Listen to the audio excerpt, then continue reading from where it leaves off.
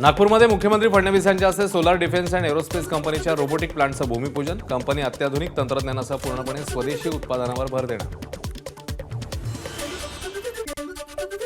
ठाण्यामध्ये घरगुती gas cylinder दरवाढी विरोधात शरद पवारांची राष्ट्रवादी आक्रमक. जिल्हाधिकारी कार्यालयासमोर चूल पेटवत आणि केंद्र सरकार विरोधात जोरदार घोषणाबाजी करत महिला कार्यकर्त्यांकडून निषेध. हिंगोली जिल्ह्यात 80 भूमी अभिलेख कर्मचाऱ्यांचं बेमुदत काम बंद आंदोलन. तांत्रिक वेतन श्रेणी लागू करण्याच्या मागणीकरता आंदोलन असल्याची माहिती. या आंदोलनामुळे कार्यालयात कामानिमित्त येणाऱ्या सामान्य जनतेचे हाल. पुण्यामध्ये 36 ते 37 अंश सेल्सिअस तापमानाची नोंद. हवामान तज्ज्ञ SD सानप यांची माहिती. मार्च महिन्याच्या अखेरीस तापमान 40 गाठण्याची शक्यता. वाढत्या उकाड्यामुळे पुणेकर त्रस्त.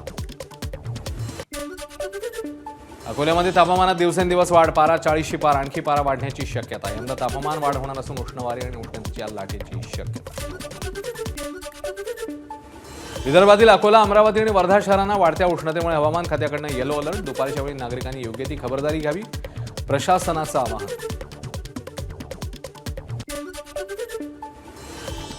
स्वातंत्र्यवीर सावरकरांच्या जीवनावर आधारित गीत वीर विनायक या कार्यक्रमाचा 2350वा कार्यक्रम संपन्न. मुंबईतल्या चिरा बाजारमध्ये शिवमुद्रा प्रतिष्ठान आयोजित कार्यक्रमात सादरीकरण. सावरकर प्रेमी सतीश भिडे आणि सहकाऱ्यांचा सहभाग. जालन्यामध्ये एका मजुराच्या मुलाची मोठी झेप. भिकन रोजेकर UPSC परीक्षेत उत्तीर्ण. भिकनचं सर्वत्र कौतुक. वाशिमच्या सावरगाव जिरे शेतशिवार परिसरातील 3.5 एकर जमिनीवरील गहूचं पीक जळून खाक. विद्युत तारेच्या घर्षणामुळे ठिणगी पडली. शेती उपयोगी वस्तूंसह पिकांची राख रांगोळी. प्रशासनाने पंचनामा करून तात्काळ मदत द्यावी, शेतकऱ्यांची मागणी. अहिल्यानगरच्या कर्जत श्रीगोंदा महामार्गावरील कोंभळी फाट्याजवळ 4 चाकी आणि दुचाकी वाहनाचा भीषण अपघात. अपघातात जळगावच्या श्रावण पठारे नावाच्या तरुणाचा मृत्यू.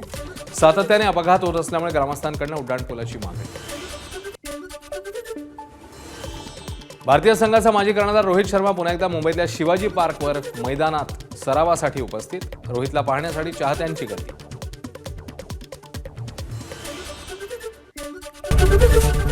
ABP माझा, उघडा डोळे बघा नीट.